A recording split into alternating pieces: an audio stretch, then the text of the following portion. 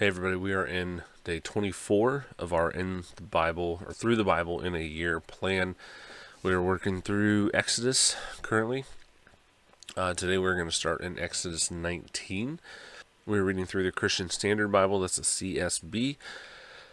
And I think that's all that we need to disclose up front, so we'll jump straight in. Exodus 19. In the third month, from the very day the Israelites left the land of Egypt, they came to the Sinai wilderness. They traveled from Rephidim, came to the Sinai wilderness, and camped in the wilderness. Israel camped there in front of the mountain. Moses went up the mountain to God, and the Lord called to him from the mountain. This is what you must say to the house of Jacob and explain to the Israelites. You have seen what I did to the Egyptians, and how I carried you on eagle's wings and brought you to myself. Now if you will carefully listen to me and keep my covenant, you will be my own possession. Out of all the peoples, although the whole earth is mine, you will be my kingdom of priests and my holy nation. These are the words that you are to say to the Israelites. After Moses came back, he summoned the elders and the people and set before them all these words that the Lord had commanded him. Then all the people responded together, "We will do all that the Lord has spoken." So Moses brought the people's words back to the Lord. The Lord said to Moses, "I am going to come to you in a dense cloud, so that the people will hear when I speak, and you are with you and will always believe you." Moses reported the people's words to the Lord. And the Lord told Moses, "Go to the people and consecrate them today and tomorrow. They must wash their clothes and be prepared by the third day, for on the third day the Lord will come down on Mount Sinai in the sight of all the people. Put boundaries for the people all around the mountain, and say, be careful that you don't go up on the mountain or touch its base. Anyone who touches the mountain must be put to death. No hand may touch him.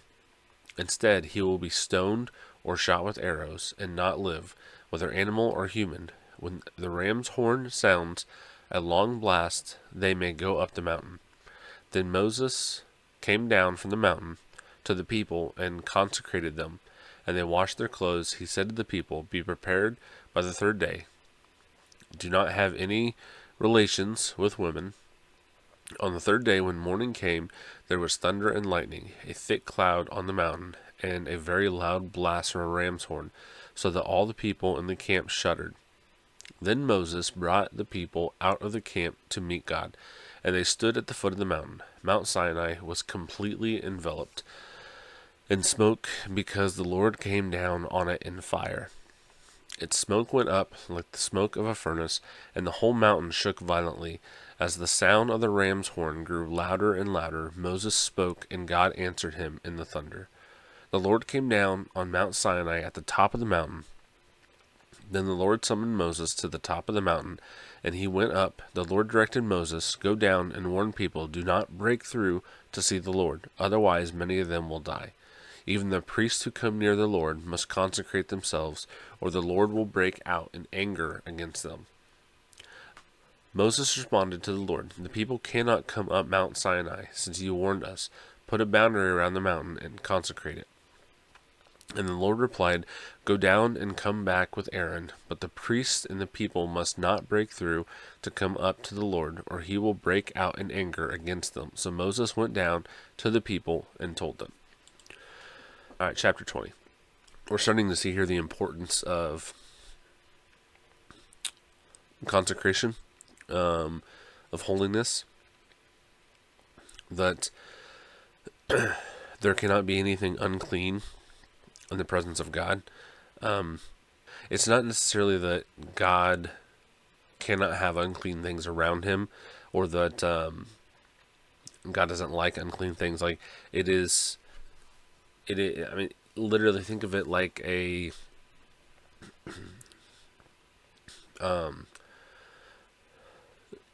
dark. Like I'm in a room right now, right? And it's night outside, but there's light in the room that I'm in on the ceiling. Well, darkness cannot exist where this light is shining. Now, obviously, yes, there can be shadows and things like that, but wherever this light is shining at, darkness cannot exist. It's not that the light doesn't like the darkness, it's just that darkness cannot exist there. It's not possible. Similarly, if there is uncleanness, if there is unholiness in the presence of God, it cannot exist. So we're kind of starting to see that, and that'll be a big theme in Leviticus that we get to in the next book, but we start to see that placed here.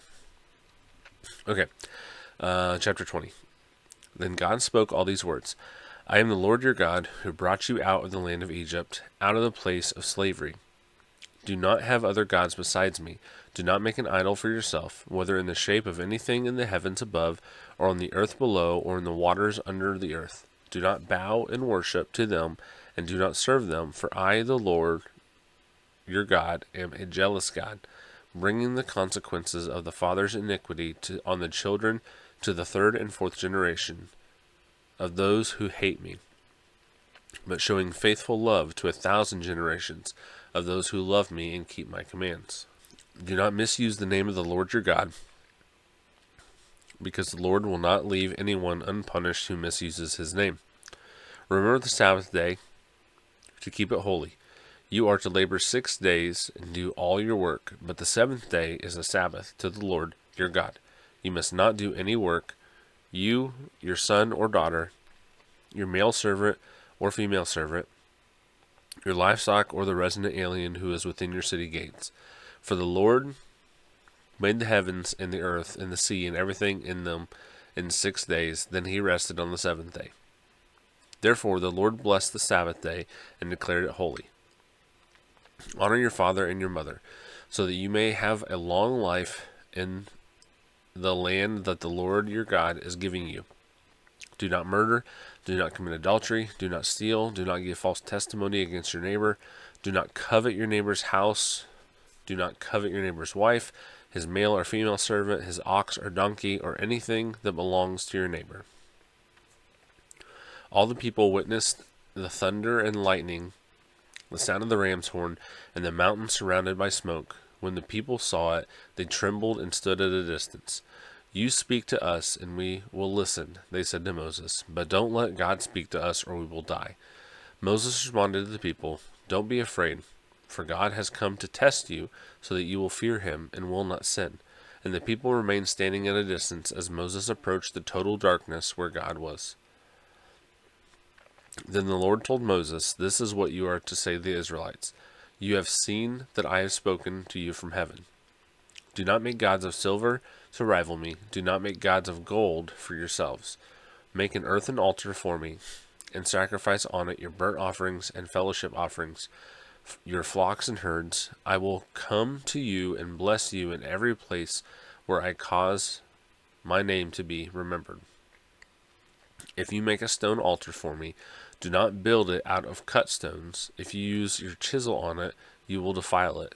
Do not go up to my altar on steps, so that your nakedness is not exposed.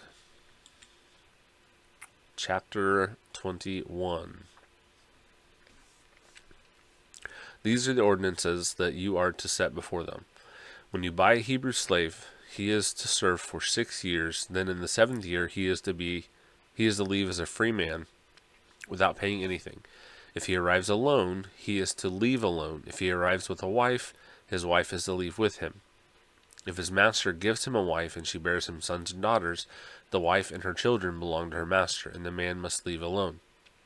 But if the slave declares, I love my master, my wife, and my children, I do not want to leave as a free man, his master is to bring him to the judges, and then bring him to the door or doorpost. His master will pierce his ear with an awl, and he will serve his master for life. When a man sells his daughter as a concubine, she is not to leave as the male slaves do.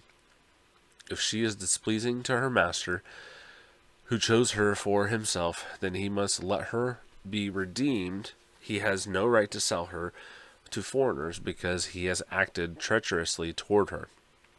Or, if he chooses her for his son, he must deal with her according to the customary treatment of daughters. If he takes an additional wife, he must not reduce the food, clothing, or marital rights of his first wife. If he does not do these three things for her, she may leave free of charge without any payment. So some of what we're going to get into is going to seem strange or backwards even by like current society standards. We need to keep a couple things in mind. This is not being written to our current society. This is being written to a different people in a different time period. The Bible was written for us, but it was not written to us. Okay. So there are going to be practices and things that they were doing that we may see as not good. And God may see as not good. But the purpose here is God is correcting these people back and trying to make them fit into a right standard in his what he wants. And so we see here like a lot of this what we just read with verses 7 down to like 11-ish. A lot of those are made for the benefit of the woman. I think God's original plan was one man, one woman in marriage. But knowing how people are, he said, okay, if you take another wife, you cannot cut back on providing for your first wife. And so like he's making sure that the women who did not have as much ability to go and earn a living and provide for themselves were taken care of. This is not an approval of a polygamy or a polygamous lifestyle. This is a way for make sure that the woman is provided for and taken care of. Because God knows the nature of man. Okay, verse 12. Whoever strikes a person so that he dies must be put to death. But if he did not intend any harm, and yet God allowed it to happen, I will appoint a place for you where he may flee. If a person schemes and willfully acts against his neighbor to murder him, you must take him from my altar to be put to death. Whoever strikes his father or his mother must be put to death. Whoever kidnaps a person must be put to death, whether he sells him or the person is found in his possession. So, what I just talked on is sometimes some of what we see, it may seem like it contradicts our views now or things that we consider morally good or wrong now. But, and this kind of strikes against the idea of the Bible was used to promote slavery in the South in America for as long as it was there.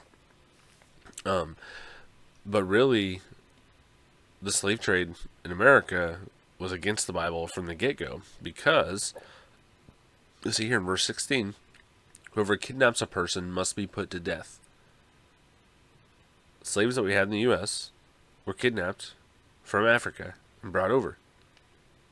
So those people, according to biblical law, the people that were trying to use what the Bible says as far as how to treat slave and being a good slave, they should have been put to death. So you can pick and choose from the Bible to make it say almost anything you want, but you need to understand all of it in context to really get what is being said. Verse 17. Whoever curses his father or his mother must be put to death.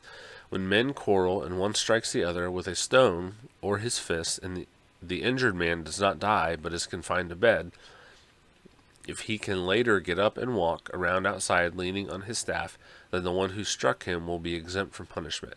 Nevertheless, he must pay for his lost work time and provide for his complete recovery. When a man strikes his male or female slave with a rod, and the slave dies under his abuse, the owner must be punished.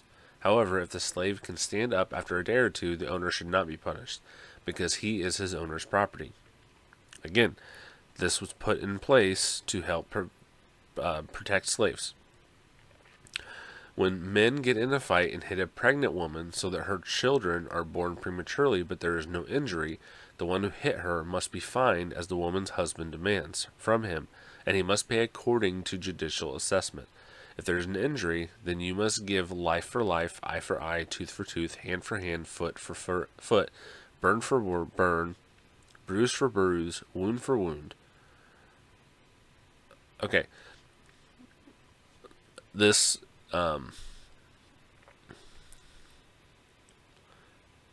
there are Christians who try to say that, or non-Christians, I guess, a lot too.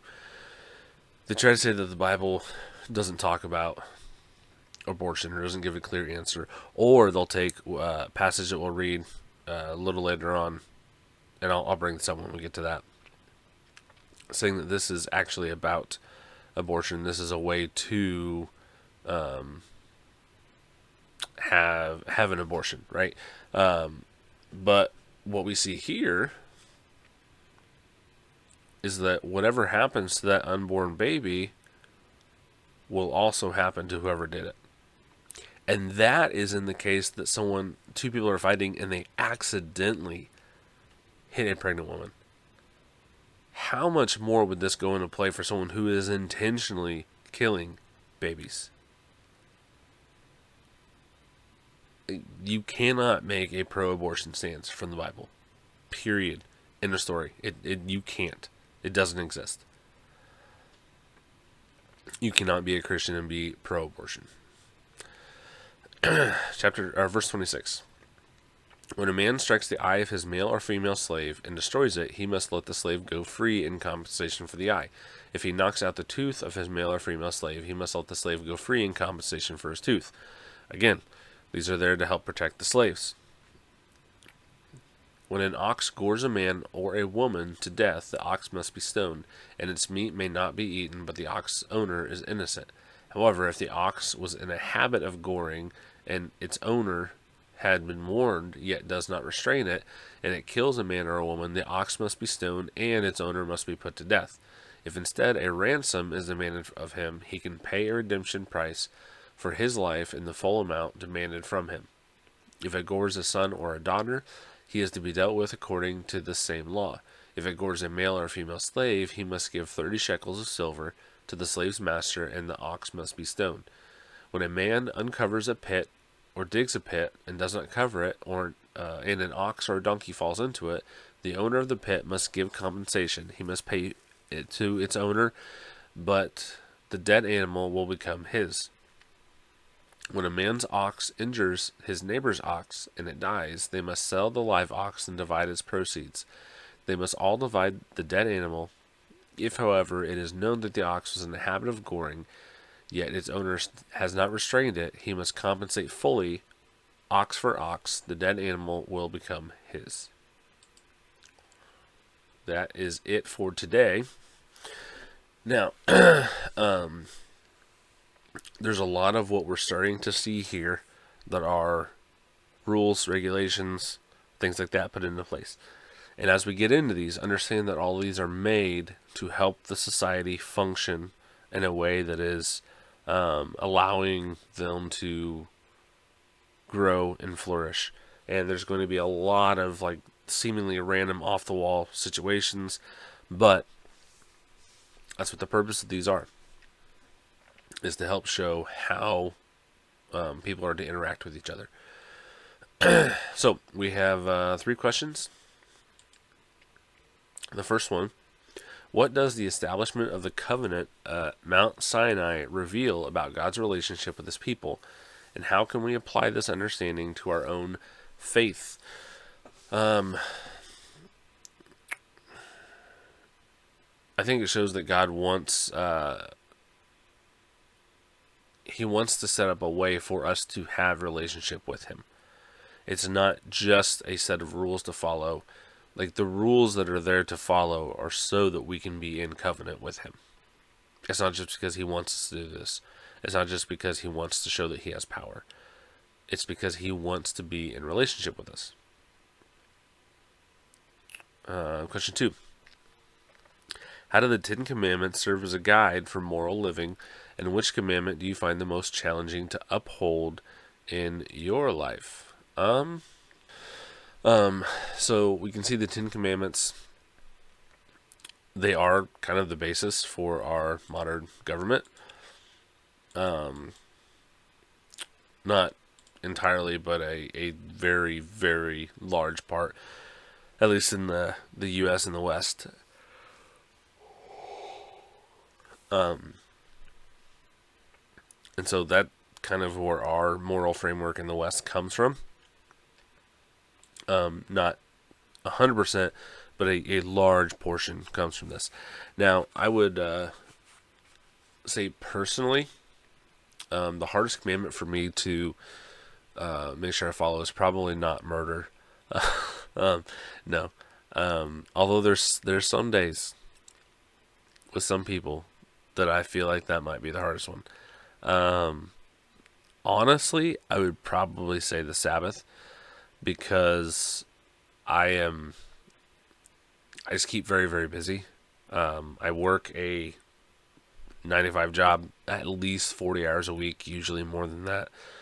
Plus, on top of that, doing this podcast and everything that goes into that, the planning, the recording, the editing, the posting, interacting on social media and stuff like that. And on top of that, I am a husband, and I have 5 children, and so it can be difficult to make sure that I set aside time and have time for rest. Now, it doesn't mean that you don't do anything that day. We did see that in some of the Old Testament, and then in the New Testament when they get to it as well. Well, we see kind of a condemnation of that. I think with, the heart of it was to provide people rest. So I think it is more about, what you do normally, do something else. You can pick up a remote to turn on a TV on the Sabbath day. You can, whatever you want to do that's resting, relaxing, getting away from your normal grind, and resting. That's important.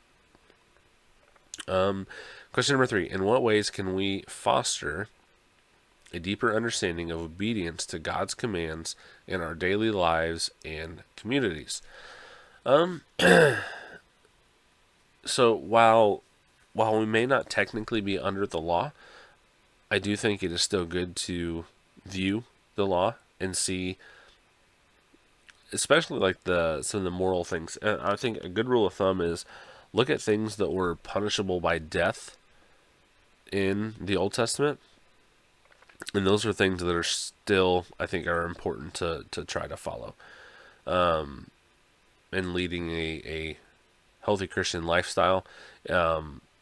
Anything that was punishable by death in the Old Testament probably is not a good thing to continue doing. Besides that, I would try to understand the commands that were given and why they were given. Like, these aren't just rules that are given because God wants to give rules. There's a purpose behind them. There's a meaning behind the rules. So let's figure out what the meaning is, and that will help us to understand why we're doing it, and not just do it to do it, not just go through the motions. Yep. All right, I think that is it. Appreciate everyone watching and listening up to this point. Don't forget to like, subscribe, comment, all that fun stuff.